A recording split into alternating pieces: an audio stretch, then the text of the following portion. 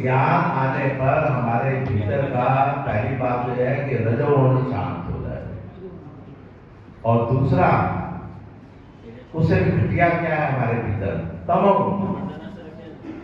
तमोगुण शांत हो जाए का मतलब क्या है कि भीतर की हिंसा, जो हिंसा है हमारे भीतर की, जो हमारे भीतर का क्रोध है, वो क्रोध, हिंसा, वो शांत हो रहा है कि नहीं हो रहा।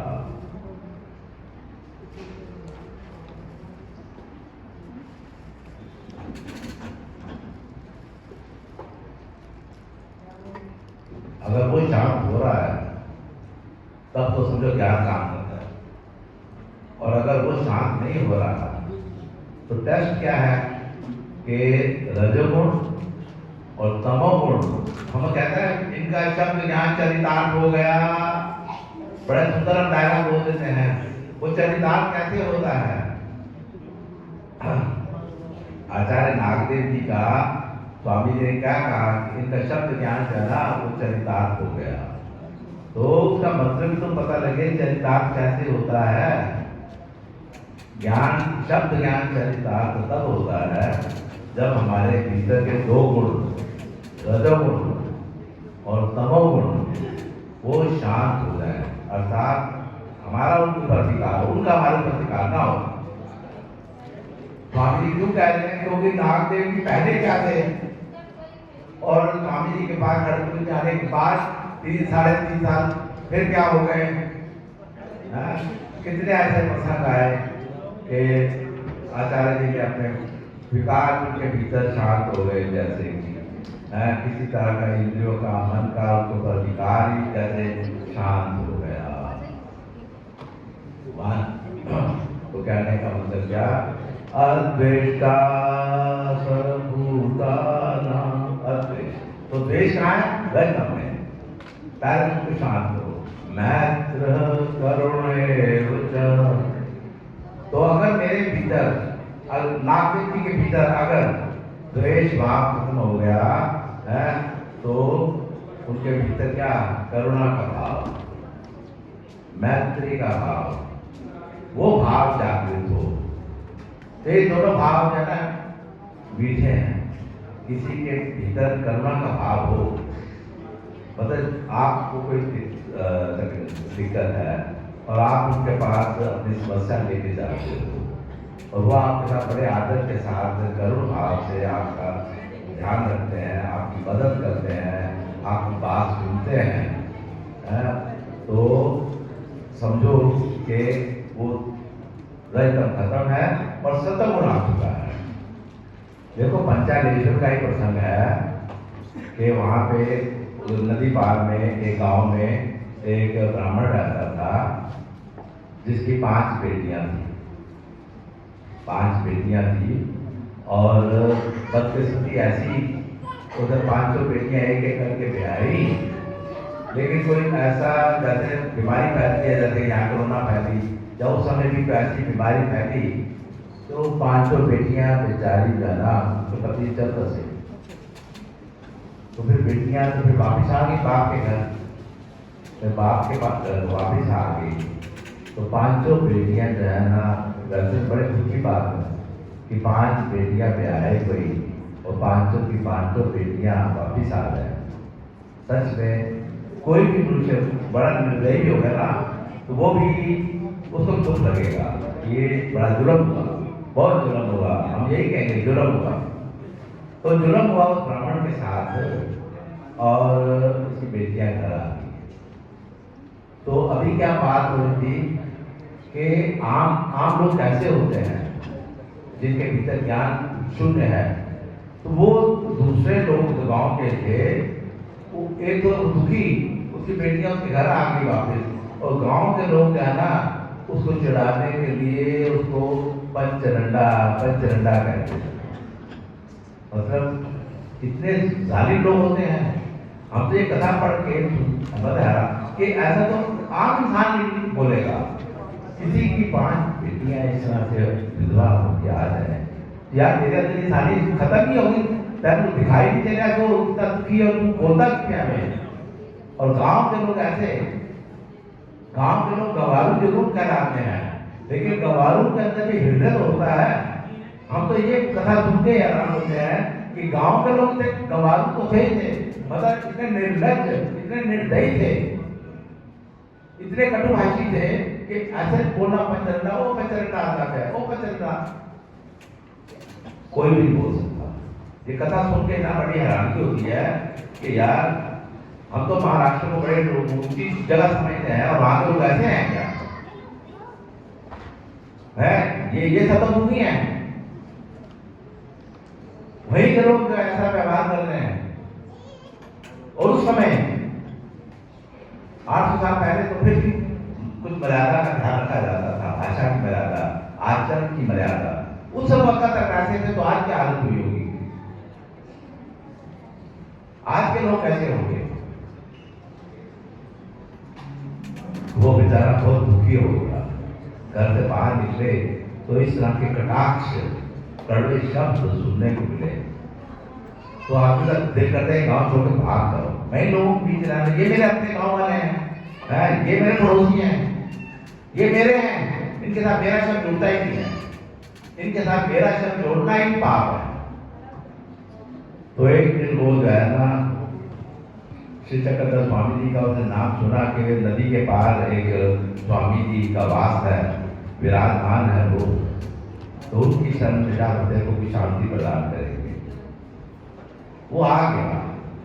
अब देखो दुनिया कहाँ और वो दुनिया बनाने वाला कहाँ, दोनों में अंतर देखो व्यवहार में। एक दुनिया बनाने वाला और एक दुनियावी लोग। जो दुनिया बनाई वो क्या कहना है, दुनिया बनाने वाले क्या करे मन में भाई, ऐसी दुनिया बनाई तुमने जो उसको देख के पचरंडा पचरंडा कह रहे हैं। तो वो दुनिया बनाने वाले के पास आ गया। वो ब्राह्मण दुख का भरा हुआ, तो स्वामी जी ने जैसे ही उसको देखा, जैसे ही अवलोकन किया, तो उनके श्रीमुख से क्या वाणी निकली, क्या वाणी का, आओ पंचगंगे। मतलब ये पंचगंगा कहने सब कुछ था, उससे ज्यादा क्या कहना। वो उसके कान पे है ना विश्वास ही नहीं कर सके कि मेरे तो उसे कहा लीलाचित में आता है कि वो कह रहे थे तो कान पक गए थे लोगों के मुख से, पचरंडा आ गया, पचरंडा जा रहा है, पचरंडा आ रहा है, तेरे कान पक गए थे। और महाराज आपके श्री मुख से तुम्हारी पंचगंगाएं कैसी हैं? ये होता है ईश्वर। और ये होता है कोई ईश्वर का असली भक्त। जो ईश्वर बोलेंगे, ईश्वर का असली भक्त भी वैसे ही बोलेगा। अगर उसके भीतर परमेश्वर का ज्ञान गया है और वो अपने आप को भक्त कहलाता है, तो जैसे उसने सुना वो किसी चरणों में पड़ गया कि महाराज ऐसा प्रीति पूर्वक, ऐसा प्रेम पूर्वक जो वाक्य आपने बोला, तुम्हारी पंचगंगाएं कैसी हैं, तुम्हारी पांचों बेटियां कैसी हैं। उसको इतने शीतलता मिली, उसको इतने ठंडक मिली कि महाराज आज धन्य हो गया आपके दर्शन पाके। तो ज्ञान का लक्षण क्या है कि रजतम का खत्म हो जाना, या खत्म मतलब वो आपके अधीन हो गया, और सतगुण का पनप उठना। तो हम कहेंगे शब्द ज्ञान चरितार्थ हुआ। शब्द ज्ञान चरितार्थ होने का कोई यही, क्योंकि वहां पे उसका टेस्ट किया गया, चल भाई ये क्वेश्चन आंसर लिख तो तुम तक पास कर देंगे। नहीं, गीता में क्या कहते हैं, अद्वैता सर्वभूतानां सर्वभूतानां। अच्छा वो एक बात सुनिए, वो क्या स्वामी का भगत था ब्राह्मण? ऐसा नहीं, ब्राह्मण तो साथ के गांव जाया था, स्वामी जी के वो आ गया। तो ये कहना भगत था इसलिए उससे आया था, नहीं, ईश्वर के लिए तो सारे ही प्राणी हैं, उसे सभी को इस सृष्टि में लेके आया है। सारे जीव जो है उसके अधीन है और उसकी आज्ञा का पालन करते हैं। तो कहने का मतलब है कि अगर हम शास्त्र को सुनते हैं, ज्ञान को पढ़ते हैं, शास्त्र पढ़ते हैं, तो श्री कृष्ण कह रहे हैं पहले तो द्वेषभाव खत्म हुआ कि नहीं हुआ, रजतम जरा हुआ कि नहीं हुआ, मैत्र करुणा तेरे भीतर अपने भगत दूसरे भगत की बात मत करो, सभी के लिए आई सब भूता नाम। ये मेरा भाव है कि मैंने प्यार न करा, मैंने मदद नहीं करा तो तुझे ठोकर मार के घरों काट दिया, वो आप भक्त नहीं होते। वो तो आप अपना बुला देखी था, भाव है मेरा, मदद करनी चाहिए, प्राण करना चाहिए, वो नहीं। मैत्र करुणे वचा निर्ममो निर्हंकार।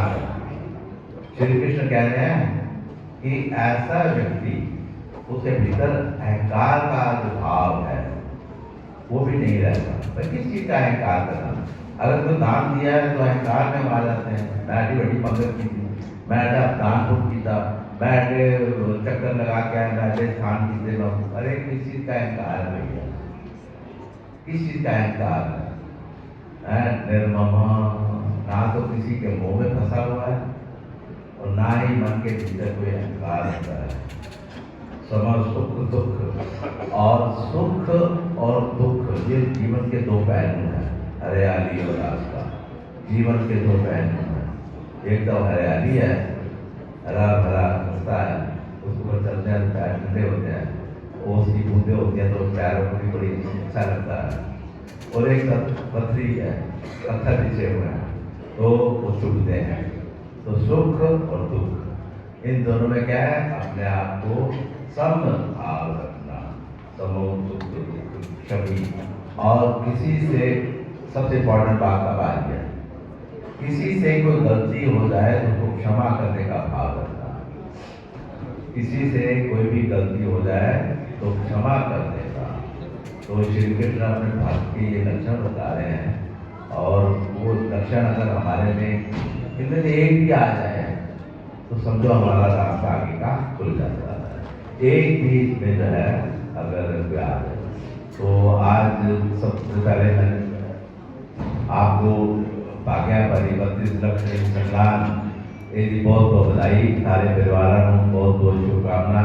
ईश्वर करे सब तरह से सुख शांति आवे, परमेश्वर की कृपा प्रसन्नता बनी रहे। एक दूसरा ये कि अब जो है ना नवरात्रे शुरू होने वाले हैं वीरवार से, तो आप सब ने सायंकाल के समय हमारा प्रोग्राम होता है नवरात्रों का,